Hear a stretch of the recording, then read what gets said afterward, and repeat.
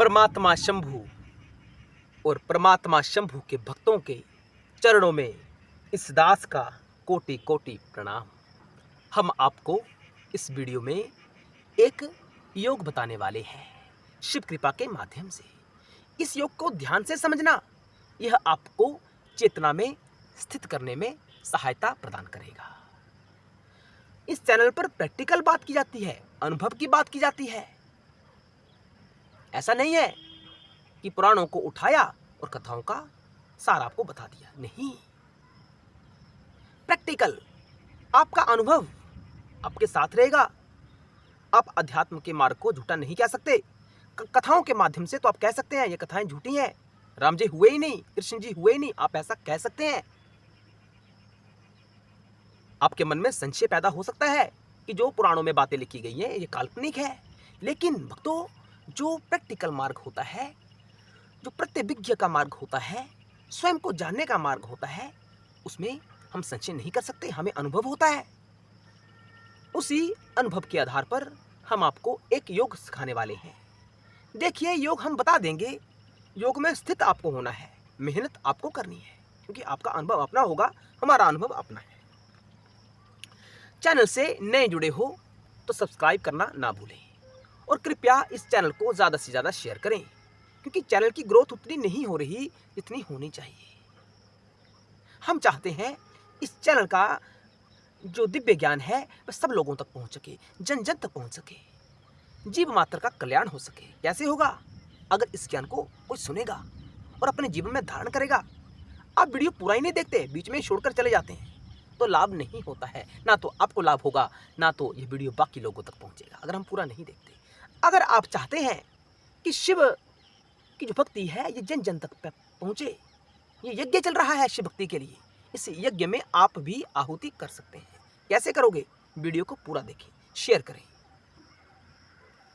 तो वीडियो आरंभ करते हैं। हम आपको इस योग में बताएंगे कि जो ये पेड़ पौधे हैं, यानी मनुष्य जाति को छोड़कर अन्य जो जातियां हैं, अन्य योनियां जो है, उनमें कोई भेद नहीं है। मनुष्य और उनमें कोई भेद नहीं है। कैसे?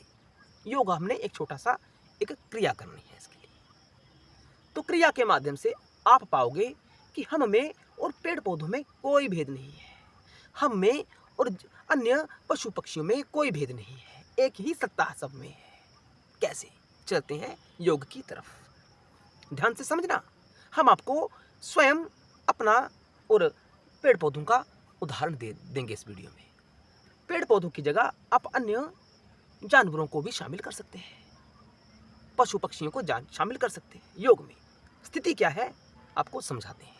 आंखें बंद कर लेनी है, कमर सीधी रखनी है, किसी आसन पर स्थित हो जाना है। महसूस करना है कि एक तरफ हम बैठे हैं और दूसरी तरफ कोई पेड़ पौधा है। धीरे धीरे मन को शांत करना है, स्वयं को अपने इस शरीर से बाहर निकालना है। यानी आपको महसूस करना है कि मैं इस शरीर में नहीं हूं, मैं शरीर की सीमाओं में बंधा नहीं हूं, मैं तो सब जगह हूं। महसूस करें, निरंतरता चाहिए, अभ्यास चाहिए। मैं हूं लेकिन इस शरीर में नहीं हूं, मेरा अस्तित्व है। हो सकता है आपका मन इस स्थिति में कार्य करे, आपकी बुद्धि इस स्थिति में कार्य करे, लेकिन ना तो आपका मन कार्य करना चाहिए, मन का कार्य होना चाहिए, ना बुद्धि का कार्य होना चाहिए। शांत आप हो, आप शरीर में नहीं हो। इसके बिल्कुल सामने जो पेड़ है, पौधा है, वह भी इस योग में स्थित होगा।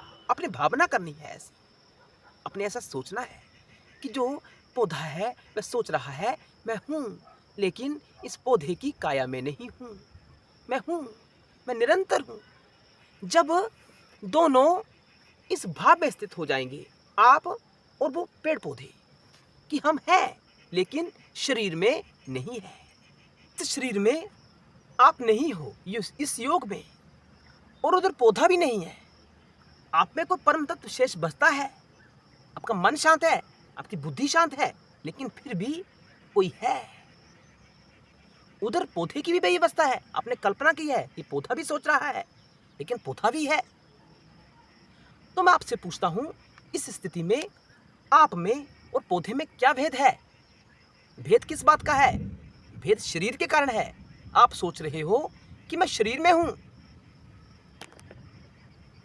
आप सोच रहे हो कि मैं शरीर में हूं, मैं शरीर हूं। यही भेद है। अध्यात्म यही कहता है, यही अहंकार है। पौधा भी इसी अहंकार में फंसा हुआ है कि मैं इस स्थिति में हूं। पौधा इससे ऊपर नहीं सोच पा रहा कि मैं इस शरीर को छोड़कर कुछ और भी हूं। उसे पता है मैं हूं, लेकिन उसने अपने उस पौधा रूपी जो काया है उसको अपना सर्वस्व मान लिया है। बस सोचता मैं यही हूं, मैं यही पौधा हूं। आपने भी ऐसा मान लिया है, लेकिन आपके पास ये इतनी बुद्धि है, विवेक है कि आप सोच सकते हैं कि मैं इसके अलावा भी कुछ हूं। जो मेरा मूल स्वरूप है उसके विपरीत है। इस शरीर में नहीं हूं, लेकिन पौधा नहीं सोच पा रहा। आपको इस योग में प्रतिदिन अभ्यास करना है। आपको लग रहा होगा कि ये मजाक है। नहीं, ये सत्य है। आप हैं, आप आत्मा रूप से हमेशा हैं, हमेशा रहोगे। आपकी मृत्यु नहीं होगी। आप एक स्थान से दूसरे स्थान में कभी नहीं जाते। जाता है तो जीव जाता है। जो आपका अंतःकरण है वह एक स्थान से दूसरे स्थान में जाता है। जब तक उसकी मुक्ति नहीं हो जाती, आत्मा वहीं का वहीं रहता है। आत्मा को कोई काट नहीं सकता। आत्मा को हवा उड़ाकर ले नहीं जा सकती। अग्नि उसे जला नहीं सकती। उसे काटा नहीं जा सकता। ये आत्मा के गुण है। तो आप आत्मा हो, वह पौधा भी आत्मा है। बस जरूरत है आपको उस ज्ञान में स्थित होने की। ये परम ज्ञान है। जब आपकी निरंतरता बढ़ जाती है इस योग में स्थित होने की, तो आप अध्यात्म के मार्ग पर बढ़ रहे हैं। ऐसा आपको समझना चाहिए।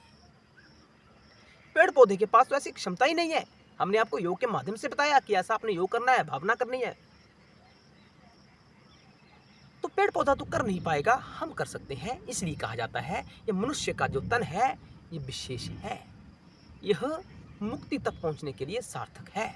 ये मुक्ति नहीं है, मुक्ति तक पहुंचने के लिए सार्थक है। मुक्ति नहीं है मनुष्य के पास भी। अगर वह इसी भाव में स्थित रहेगा कि मैं शरीर हूं, तो मुक्त नहीं हो सकता।